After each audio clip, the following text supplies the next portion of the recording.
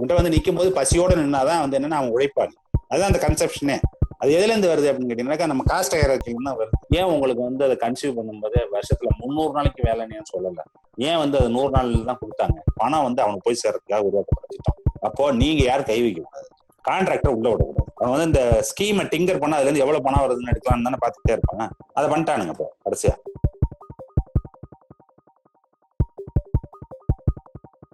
So இன்னைக்கு வந்துட்டு நம்ம 100 நாள் வேலைவாய்ப்பு திட்டத்தை பத்தி ஃபர்ஸ்ட் பேச போறோம்.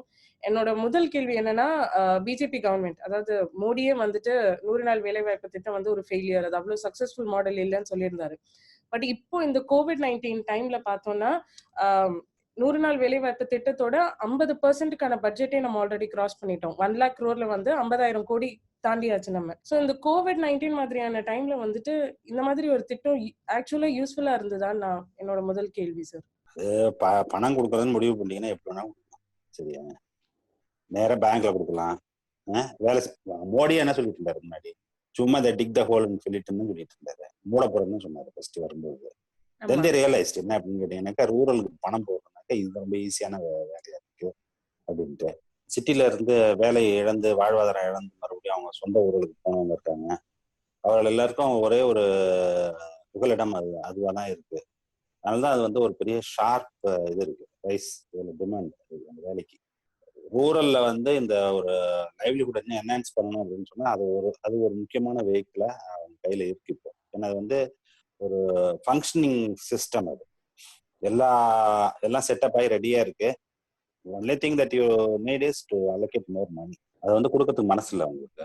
அதனால என்ன பண்றாங்கன்னு கேட்டீங்கன்னா, அதை அப்படியே வச்சிருக்காங்க. ஒண்ணு. ரெண்டாவது வந்து என்னன்னா, அவங்கள்ட்ட கேட்டீங்கன்னா என்ன சொல்லுவாங்க, இது வந்து ஒரு பேரலல் ப்ரோக்ராம் கிடையாது. இதுக்கு எம்ப்ளாய்மெண்ட்டுக்கு, ரூரல் எம்ப்ளாய்மெண்ட்டுக்கு பேரலான ப்ரோக்ராம் கிடையாது. It's not a substitute, supplementary program.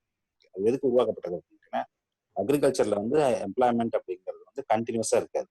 சீசனுக்கு சீசன் மாறும். ஒரு சீசன் பார்த்தீங்கன்னா பீக்ல இருக்கும், அப்புறம் பார்த்தீங்கன்னா அந்த சீசன் முடிஞ்சு போச்சுன்னா அதுக்கப்புறம் எம்ப்ளாய்மெண்ட்டே இருக்காது, கொஞ்சம் பேருக்கு தான் இருக்கும்.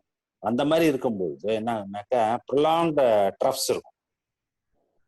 இந்த ட்ரஃப்ஸ் வரும்போது என்னன்னு கேட்டீங்கன்னாக்கா, you go without any employment and you go without any wages.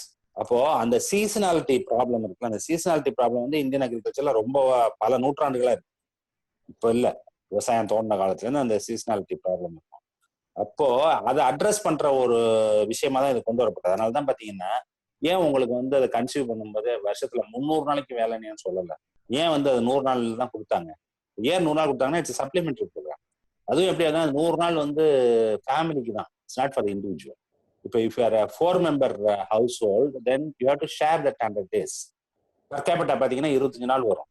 அல்லது 2 பேர் தான் ஒர்க் பண்றீங்க அப்படின்னா 50 நாள் எடுத்துக்கலாம். இல்ல ஒரே ஒரு ஆள் தான் அந்த வேலைக்கு போறீங்கன்னா 100 நாள் ஒர்க் பண்ணலாம்.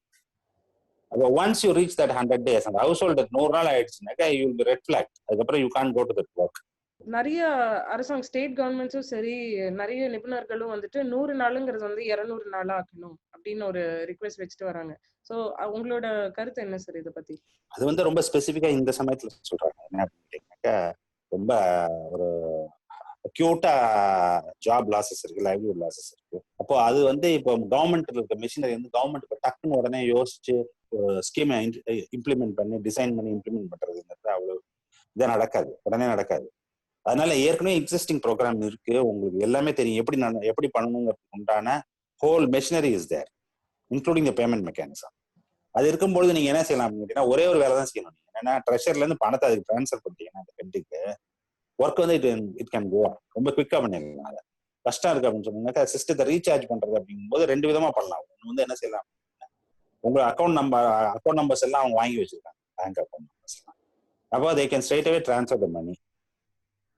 அது வந்து பண்றதுக்கு இஷ்டம் இல்லை அப்படின்னு சொன்னாக்கா, எம்ஜிஎன் நேரேஜை கலெக்ட் பண்ணீங்கன்னாக்கா, எம்ஜிஎன் நேரேஜில் என்ன ஒரு அட்வான்டேஜ் அப்படின்னாக்கா, பணம் எல்லாம் ரூரலுக்கு போய் சேரும் கரெக்டா. அதுதான் அட்வான்டேஜ். அதனால தான் அவங்க அதை கேட்கறாங்க, ரொம்ப நாளை கூட்டி கொடுங்க அப்படின்ட்டு. இப்ப நிறைய பேர் வந்துட்டு இந்த 100 நாள் வேலை வாய்ப்பு திட்டம் வந்து மக்களை சோம்பேறி ஆக்கிடுச்சு அப்படின்னு ஒரு பக்கம் பேசுறாங்க. இன்னொரு பக்கம் இல்ல, நீங்க சொல்ற மாதிரி இது ஒரு தேவை, இது ஒரு நெசசிட்டி, இது ஒரு சப்ளிமெண்டா கொண்டு வரப்பட்ட ஒரு விஷயம் அப்படின்னு சொல்றாங்க. சோ உங்களோட கருத்து என்னன்ட்டு நான் கேக்குறேன் சார். ஒரு லேண்ட்லார்டா இருக்கேன்னு வச்சுக்கோங்களேன், நீங்க சொன்னதெல்லாம் நான் தான் சொல்லுவேன். ஏன் சொல்லுவேன் கேட்டீங்கன்னா, முன்னாடி என்கிட்ட மட்டும் தான் நம்பி வந்துட்டு இருந்தாங்க. நான் மட்டும் தான், நான் இந்த சோல் ப்ரொவைடர், இதுக்கு எம்ப்ளாய்மெண்ட் ப்ரொவைடர். இப்போ ஸ்டேட் என்னோட பேரலா வருது அப்படின்னு சொன்னாங்க, என்கிட்ட வரமாட்டான். அது மட்டும் இல்ல, அந்த மாதிரி ஒரு அல்டர்னேட் எம்ப்ளாய்மெண்ட் ஆப்பர்ச்சுனிட்டி வரும்போது when somebody is providing a wages, then obviously அவங்களுடைய நெகோசியேட்டிங் பவர் வந்து அதிகமாயிடும். அப்போ எனக்கு சம்பளம் கூட கொடுத்தீங்கன்னா தான் வருவேன். அப்போ ஃப்ளோர் மினிமம் இருக்குல்ல, அந்த ஃப்ளோர் மினிமம் வந்து வேஜஸ் கூட போகும். அப்போ எனக்கு கோவம் வரும். என்ன கோவம் வரும்? இவங்க தாண்டா கெடுக்கிறானுங்க எல்லாத்தையும். ரைஸ் கொடுத்தாலும் அப்படிதான் திட்டுவாங்க. கவர்மெண்ட் ரைஸ் கொடுக்குதுன்னு வச்சுங்க, சாப்பாடை போட்டு எல்லா பேரையும் சோம்பேறி ஆகிட்டாங்க. ஏன்னு கேட்டீங்கன்னா, நம்ம ஊர்ல பழக்கமே எப்படி, நம்ம சிஸ்டம் எப்படின்னு கேட்டீங்கன்னா, நமக்கு நம்ம சாப்பிட்றோமோ இல்லை ஒருத்தன் சாப்பிடாம வச்சு, அவனை சாப்பிடாம வச்சிருந்தீங்கன்னா தான் உங்கள்கிட்ட வேலைக்கு வருவான். அவனுக்கு சாப்பாடு கொடுத்துட்டாக்க அவன் வேலைக்கு வரமாட்டாங்கிறது இவங்களுடைய அசைக்க முடியாத நம்பிக்கை. அதனால யார் கொடுத்தாலும் திட்டுவான். என்னன்ட்டு அவனை வீணாக்குற, அவனை கெடுக்கிற அப்படின்ட்டு. இப்ப சொல்றதுல சோம்பேறி ஆக்கிட்டான்ட்டேன். அதாவது சோம்பேறி ஆக்குறதுன்னா என்ன தெரியுமா? அவன் வந்து சாப்பிட்டுட்டு இவனுக்கு முன்னாடி ஏப்பங்கப்பம் விட்டுறக்கூடாது. இவன்கிட்ட வந்து நிற்கும் போது பசியோட நின்னாதான் வந்து என்னன்னா அவன் உழைப்பாளி. அதுதான் அந்த கன்செப்ஷனே. அது எதுல இருந்து வருது அப்படின்னு கேட்டீங்கன்னாக்கா, நம்ம காஸ்ட் ஹையரார்க்கில தான் வருது.